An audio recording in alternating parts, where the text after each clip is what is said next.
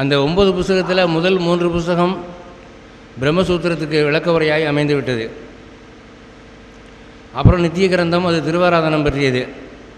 அப்புறம் கீதா பாஷ்யம். கடைசி 3 புத்தகங்கள் என்ன அப்படின்னா கத்திய திரயம். கத்தியனா உரைநடை, பத்தியம்னா செய்யுள், திரயம்னா 3 உரைநடை நூல்கள் அவர் எழுதினார். ஸ்ரீரங்கத்துக்கு நான் பலமுறை வந்திருக்கேன், பெருமாளை சேவிச்சிருக்கேன். ஆனால் ஸ்ரீரங்கத்தில் எம்பெருமானை பற்றி பேசக்கூடிய ஒரு வாய்ப்பு இன்றைக்கி தான் எனக்கு கிடைச்சிது. அப்போது ஸ்ரீரங்கம் தொடர்புடையதாக அது இருக்க வேண்டும் என்று நான் தீர்மானித்தேன்.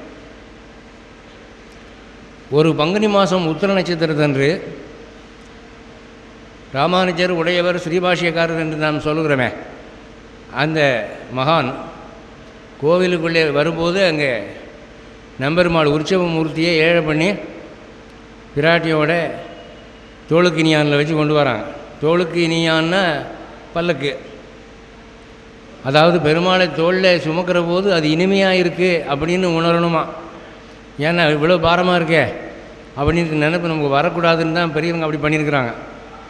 ஏன்னா நீங்கள் பல்லக்கு சுமக்கிற போது மேலே பெருமாளும் இருப்பார், அர்ச்சகா 2 பேர் இருப்பாங்க, அவள் வீட்டையும் சேர்ந்து தூக்கணும். அப்போ தூக்குறவாளுக்கு மனசில் இது என்னது இந்த கணக்குது அப்படின்னு நினைப்பு வரக்கூடாது. அதனால் தோளுக்கு இனியான், அதை சுமப்பதை விட வேறு என்ன வேலை என்கிற மனப்பான்மை. அப்படி வரும்போது ராமானுஜருடைய திருக்கண்களுக்கு பெருமாள் அப்படியே பிரத்யட்சமாக தெரிகிறார். அதாவது விக்கிரக நிலையை கடந்து அவருடைய ஸ்ரீ வைகுண்ட பெருமை துலங்க அவர் வருவது அவருக்கு புரியுது.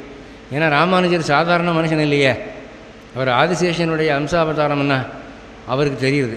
உடனே நெடுஞ்சான்களே விழுந்து அவர் சரணாகதி பண்ணுறார், நமக்காக பண்ணுறார்.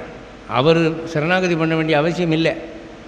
அவர் அவர் ஏற்கனவே நித்திய சூரிகளில் ஒருத்தர். இந்த அவதாரம் முடிஞ்ச பிறகு அங்கே தான் போக போகிறார். இவர் சரணாகதி பண்ணலைன்னு சொன்னால் இவரை நரகத்துக்கு அனுப்ப போகிறதில்லை பெருமாள், அது உறுதிப்பாடு. ஆனால் எப்போவுமே மகான்கள் மற்றவர்கள் சார்பிலே செயல்படுவார்கள். இத்தனை கோடி மக்கள் என்னை நம்பி இருக்கிறாங்களே, அதனால் தப்பு பண்ணுறவன் நான் தாங்கிற மாதிரி தன் மேலே வழியை போட்டுட்டு பெருமாள்கிட்ட நம்ம ஒரு பிரபத்தி பண்ணுவோம் என்று நம் சார்பிலே ஒரு சரணாகதி பண்ணுறார். அந்த சரணாகதி பண்ணின போது என்ன ஒரு விசேஷம் என்ன, இவர் சரணாகதி பண்ணும்போது பெருமாள் அதுக்கு பதில் சொன்னார். இப்போ நாம் கூட தான் கோயிலுக்கு போய் சரணாகதி பண்ணுறோம். எல்லாரும் பரீட்சை பாஸ் பண்ணணும், மார்க் நல்லா வரணும், வீடு விற்கணும், கேஸ் தீரணும், கல்யாணம் ஆகணும், நோய் போகணும், இப்படி ஏகப்பட்ட பிரபத்தி பண்ணுறோம். யாருக்காவது பெருமாளோ பிராட்டியோ கருடாழ்வாரோ நித்திய சூரிகளில் யாராவது ஒருத்தர் okay it will be done அப்படின்னு சொல்லியிருக்காளா? இங்கே இருக்கவா? எனக்கு நிச்சயமாக இது வரைக்கும் சொன்னதில்லை, உங்களை பற்றி எனக்கு தெரியாது. ஆனால் அநேகமாக அப்படி தான் இருக்குன்னு நினைக்கிறேன். ஆனால் ராமானுஜருக்கு பிராட்டியும் பேசினாள், பெருமாளும் பேசினார். பதில் அவர் சொன்ன பதிலை ராமானுஜர் அப்படியே ரெக்கார்ட் பண்ணிட்டார். ஏன்னா நானும் பெருமாளும் பேசிக்கிட்டேங்கிறது யாருக்கு தெரியும்? இது உலகத்துக்கு தெரிய வேண்டிய விஷயம் இல்லையா? அதை அப்படியே என்ட்ரு பண்ணிட்டார்.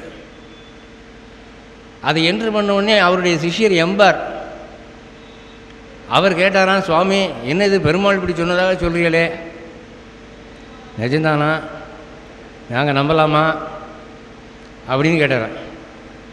அப்போ ராமானுஜர் சொன்னார், அங்கே அவர் சொல்லாததை நான் எதுக்கு எழுதுகிறேன், எனக்கு அந்த மாதிரி வேலை என்ன இருக்குது சொல்லு, இது வரைக்கும் எப்படியாவது ஏமாற்றிருக்கேன் அவங்கள, நான் அவர் சொன்னது தான் எழுதியிருக்கேன் அப்படின்னு. அப்போ நம்ம மனசில் இன்றைக்கி ஒரு சந்தேகம் வரும் இல்லையா, அவர் பெருமாள் சொல்லித்தான் எழுதினாரா இல்லை இவராக எழுதினாரா? ஏன்னா நம்ம புத்தி அப்படி தான் வேலை செய்யும், அது நம்ம குணம். அதனால் நம்ம சார்பில் எம்பார் கேட்டு வச்சார் அன்றைக்கி. அப்போ ராமானுஜர் சொன்னார், இல்லை பெருமாள் சொன்னதை தான் நான் எழுதியிருக்கிறேன். இப்போது இந்த கத்தியத்திரயம்ங்கிற புஸ்தகம் இருக்க, இதை பற்றி கேள்விப்பட்டவா சில பேர் இருக்கா. அதாவது வைஷ்ணவ குடும்பத்தில் பிறந்து வளர்ந்து வைஷ்ணவசத்தில் எம்ஏ படிக்கிறவங்க வேறு வழி இல்லாமல் அதை பற்றி கேள்விப்பட்டு இப்படி ஒரு புத்தகம் இருக்குது, அந்த அளவில் தெரியும், அதில் என்ன இருக்குன்னு தெரியாது அப்படிங்கிற அளவில் இன்றைக்கி வைஷ்ணவம் போயின்னு இருக்கு. ஆனால் அந்த கத்திய திரயத்தில் ராமானுஜருக்கும் பெருமாளுக்கும் நடந்த சம்பாஷணம் இருக்குது. It is a conversation between Shri Ramanuja and Namperumal. இந்த சீக்ரெட் பல பேருக்கு தெரியறதில்லை. என்ன நினைக்கிறாங்க, என்ன வழக்கம் போல் ராமானுஜர் பெருமாள்கிட்ட நான் மகா அபராதி, பாவங்கள் நிச்சயமாக பண்ணிட்டேன், மன்னிச்சுடுன்னு கேட்டிருப்பார், அவ்வளோதானே அப்படின்னு நினச்சிட்டு இருக்கா. ஆனால் இந்த சரணாகதி கத்தியத்தில் 17வது சூர்ணையில் பெருமாள் பேசுகிறார். எனக்கு என்ன ஆச்சரியம்னா, இந்த பாரத தேசத்தில் எத்தனையோ ஆச்சாரியர்கள் இருக்கிறார், எவ்வளவோ மகான்கள் தோன்றினார்கள், எந்தரோ மகானுபாவர்கள்னு சொல்லி பாட்டு உண்டு. அதில் இந்த மாதிரி உடையவர் மாதிரி ராமானுஜர் மாதிரி பெருமாள்கிட்ட பேசி இவர் கேட்ட கேள்விக்கு அவர் பதில் சொன்னார்னு ஒரு சாகித்யம் எங்கே இருக்குது? எனக்கு தெரிஞ்சு இல்லை. துளசிதாசர், துக்காராம், யார் நான் ஹிந்தி படித்தவன் தான், விசாரத்தில் எல்லாம் ஹிந்தி தோகாலாம் மனப்பாடம் பண்ணினவன் தான். இந்த மாதிரி ஒரு சீக்வன்ஸ் எங்கேயும் காணும். அப்போது ராமானுஜருடைய வாழ்க்கையில் எத்தனையோ சிறப்பு இருக்கலாம், இந்த சிறப்பு இருக்கே அது யுனிக், வேறொரு மகானுக்கு இல்லாதது, இவருக்கு மட்டுமே உள்ளது. ஆதலாலே அந்த ராமானுஜரும் நம்பெருமாளும் பேசிக்கொண்ட அந்த சம்பாஷணை என்னங்கிறத எனக்கு கொடுக்கப்பட்ட கொஞ்ச நேரத்தில் உங்களோட பகிர்ந்து கொள்ளலாம் என்று நினைக்கிறேன். இது ஸ்ரீரங்கமாக இருக்கிறதுனால இதை விட ஒரு சிறந்த இடம், ஒரு வாய்ப்பு இதுக்கு வராது. இப்போ பாண்டிச்சேரியில் ஒவ்வொரு வெள்ளிக்கிழமையும் கத்திய திறன் தான் நடத்தின்னு இருக்கேன். இன்றைக்கி வெள்ளிக்கிழமை கத்திய திரியம் அங்கே கரெக்டாக எடுத்து நினச்சேன், பகவான் இங்கே வந்து பேச வச்சுட்டான், நீ எடுத்ததை நிப்பாட்ட வேணான்ட்டு. இதில் 17வது சூர்ணை, இதில் ஒரு கேள்வி இருக்குது. இந்த ராமானுஜர் வந்து தமிழ் பிராமணன் தானே, அவர் தமிழில் கேள்வி கேட்டிருக்கலாம்ல, பண்ண சரணாகதியை தமிழில் பண்ணி பெரும்பாலும் தமிழில் பதில் சொல்லியிருப்பார், நம்ம எல்லாருக்கும் கிடைச்சிருக்கோம். இவர் சான்ஸ்கிரிட்டில் பேசி அவரும் சான்ஸ்கிரிட்டில் பதிலை சொல்லி அது யாருக்குமே புரியாமல் போச்சே அப்படின்னு பலருக்கு மனசில் சங்கடமாக இருக்கும் இல்லையா? ஆனால் ராமானுஜர் காலத்தில் ஒரு சிக்கல் என்னென்னா, இன்றைக்கி ஆங்கிலம் எப்படி இன்டர்நேஷ்னல் லாங்குவேஜ்னு இருக்கோ அது மாதிரி ஆன்மீக வித்வான்கள் மத்தியிலே ஒரு பாஷையாக திகழ்ந்தது சம்ஸ்கிருதம். அத்வைதமாக இருந்தாலும் விசிஷ்டாத்வைதமாக இருந்தாலும் துவைதமாக இருந்தாலும் மாயாவாதமானாலும் பௌத்தமானாலும் சமணமானாலும் அது சம்ஸ்கிருதத்திலே தான் எழுதப்பட்டது. அப்போ ராமானுஜர் என்ன நினைச்சார், இந்த கருத்துக்கள் அகில உலக ரீதியிலே ஆன்மீக ரீதியிலே எல்லாரையும் போய் சென்று அடைய வேண்டும். தமிழில் இருந்தால் தமிழ்நாட்டுக்குள்ளே தான் போனியாகும். இப்போ தமிழ் பாசுரங்கள், ஆழ்வார் பாசுரங்களை நேபாளில் ஹிந்தியில் எழுதி படிக்கிறான், ஆந்திராவில் தெலுங்கில் எழுதி படிக்கிறான். ஆனால் அது புனிதமானவை என்று நம்பி படிக்கிறாங்களே தவிர அர்த்தம் தெரியாது. அந்த மாதிரி போயிடக்கூடாதே. ஆதலாலே இது ஆன்மீக உப்பரிகைக்கு சென்று சேர வேண்டும் என்று அவர் வடமொழியிலே பேசினார். பெருமாளும் வடமொழியிலே பதில் சொன்னார். அப்போ பெருமாள் வந்து வடமொழியில் தான் பேசுவார்னு நம்ம நினைக்கப்படாது. இவர் ஒருவேளை தமிழில் பேசியிருந்தால் அவர் தமிழ்லேயே பதில் சொல்லியிருப்பார். சூடி கொடுத்த சுடற்கொடி ஆள்கிட்ட என்ன பாஷையில் பேசினார்? இப்போ இன்றைக்கி மெட்ராஸ் கொத்தவால் சாவடியை சேர்ந்தவன் நான் நைனா அப்படின்னு பேசின மாதிரி பெருமாள்கிட்ட பேசினா அவர் ஆமாம் நைனா அப்படின்றப்பார். பெருமாள் எப்படிப்பட்டவர், என்ன நம்ம என்ன கொடுக்குறோமோ அதை அதே டேர்ம்ஸில் திருப்பி கொடுப்பார். கிருஷ்ணாவதாரம் அப்படி தான், ராமாவதாரம் அப்படி தான். இதில் இந்த சம்பாஷணையில் எம்பெருமான் ராமானுஜர்கிட்ட சொன்ன விஷயம் என்ன அப்படிங்கிறத படிக்கிற போது நமக்கு ரொம்ப இன்ட்ரெஸ்டிங்காக இருக்குது. இப்படி ஒரு திருவுள்ள கருத்து நடந்திருக்கு, இதே ஸ்ரீரங்கத்தில் இப்படி ஒரு கான்வர்சேஷன் நடந்திருக்கு. ஆனால் அது கால வெள்ளத்திலே இந்த மொழி என்ற இடைவெளியினாலே, கருத்துக்களுடைய தாரதமியம் என்ற இடைவெளியினாலே வர வர இளைஞர்களை விட்டு விலகி போய் கொண்டிருக்கிறது. அது நீங்கணுங்கிறதுக்காக சும்மா சில வரிகள். 17வது சூர்ணை. ஏவம் பூதமத் கைங்கரிய பிராப்தி உபாயதையா அவக்லுப்த சமஸ்த வஸ்து விஹீனோபி அனந்த தத் விரோதி பாபாக்ராந்தோபி அனந்தமத அபச்சாரயுக்தோபி அனந்தமதீய அபச்சாரயுக்தோபி அனந்த அசஹ்ய அபச்சாரயுக்தோபி ஏதத் காரியகாரண பூத அநாதி விபரீத அகங்கார விமூಢாத்ம ஸ்வபாவோபி ஏதத் உபய காரியகாரண பூத அநாதி விபரீத வாசன சம்பத்தோபி ஏதத் அனுகுண பிரகிருதி விசேஷ சம்பத்தோபி ஏதன் மூல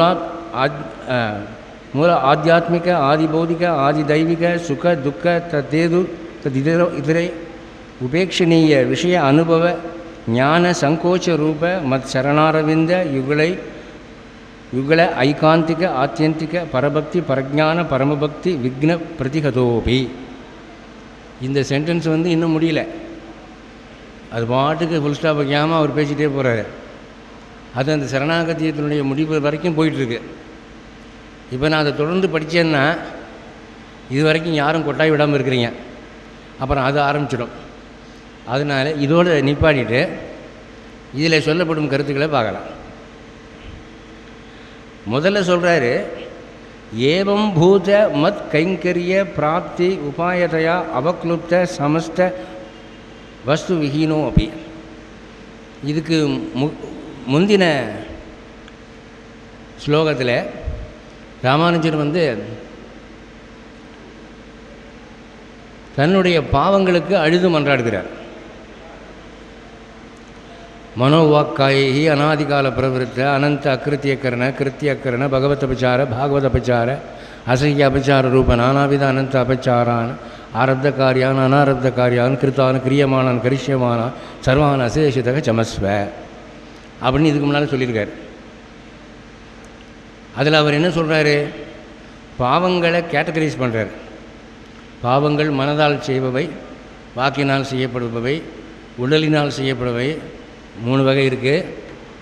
செய்யத்தக்கவற்றை செய்யாமல் விடுவது, செய்யக்கூடாததை செய்வது, பகவானுக்கு அபச்சாரம், பாகவதர்களுக்கு அபச்சாரம், இப்படி பல வகையாக கேட்டகரைஸ் பண்ணி பாவங்களில் இத்தனை வெரைட்டி இருக்குதா அப்படின்னு நாமே நினச்சி ஆச்சரியப்படுற மாதிரி ஒரு தரோ லிஸ்ட்டு போடுறார். இப்போ ஸ்வீட் ஸ்டாலுக்கு போனீங்கன்னா எல்லாமே ஸ்வீட் தான், ஜீனிலாம் செய்கிறான். ஆனால் அதில் பேர் பார்த்திங்கன்னா ஒன்று ரவா லாடுங்கிறான், ஒன்று குஞ்சா லாடுங்கிறான், ஒன்று மைசூர் பாக்குங்கிறான், ஒன்று ஹனி டியூங்கிறான், ஒன்று சம்பாக்களிங்கிறான், ஒன்று பூந்திங்கிறான், ஒன்று அங்குராங்கிறான், என்னென்ன பேர் வைக்கலாம். அது மாதிரி பாவங்களில் இத்தனை வகை இருக்குது. இதை சொல்லிவிட்டு அவர் சொல்கிறாரு, நான் சொல்லாமல் விட்ட பாவங்கள் எதுவும் இருந்தால் கூட அதையெல்லாம் நீ மன்னிக்கணும் அப்படின்னு ராமானுஜர் அங்கே விண்ணப்பம் பண்ணிட்டார். இப்போது அவர் சொன்ன அந்த லிஸ்ட்டை பார்க்குற போது யாருக்குமே என்ன தோணுது அப்படின்னா, இவ்வளவு பாவங்கள் பண்ணினவனுக்கு பிராயச்சித்தம் உண்டா, மன்னிப்பு உண்டா, பகவான் காப்பாற்றுவானா என்ற ஒரு ஐயப்பாடு வரும். அதை போக்கும் விதமாக பெருமாள் ஆறுதலாக சொல்கிறார். என்ன ஆறுதல் பண்ணுறார் அப்படின்னா, ஏவம் பூத மத் கைங்கரிய பிராப்தி உபாயதையா அவக்லுப்த சமஸ்த வஸ்து விஹீனோ அப்படின்னு. அதாவது இப்போ இது வரைக்கும் சொன்னீங்க பாவங்கள்லாம், அந்த பாவங்களெல்லாம் உனக்கு நிறையா இருந்தாலும் அடுத்து சாஸ்திரங்களில் என்னை அடையிறதுக்குன்னு சொல்லி என்னென்ன உபாயங்கள் மார்க்கங்கள் சொல்லப்பட்டிருக்கோ அதெல்லாம் ஒன்றும் நீ இல்லாதவனாக இருந்தாலும் அப்படின்ற, அதாவது ப்ராட் மைண்டட்னஸ்ன்னு சொல்லுவாங்க. ஒருத்தன் முதலாளிகிட்ட, முதலாளி ஒரு தப்பு பண்ணிட்டேன், மாதம் கணக்கு காட்டும்போது ஒரு அமௌண்ட் நான் ஒதுக்கிக்கிட்டே வந்துட்டேன், அதை நான் என்றைக்கு மனசு உறுத்தி நான் உங்கள்கிட்ட சொல்லிடுறேன், என்னை மன்னிச்சுக்கோங்க அப்படின்னு கேட்குறான்.